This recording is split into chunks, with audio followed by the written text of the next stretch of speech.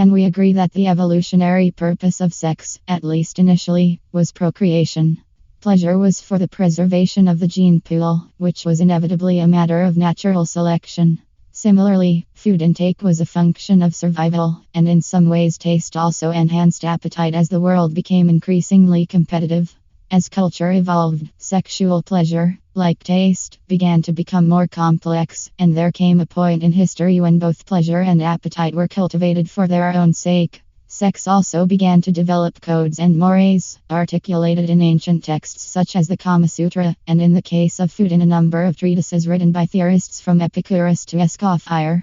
The cultivation of pleasure and appetite were in fact the precursors of postmodernism, since both sex, which was once a biological moment in human or animal life, and which was signified by, say, estrus in female mammals, and nutrition, which was used for nourishment, were put in quotation marks. The purposes of sex and eating were no longer constrained by the original function of procreation and nutrition.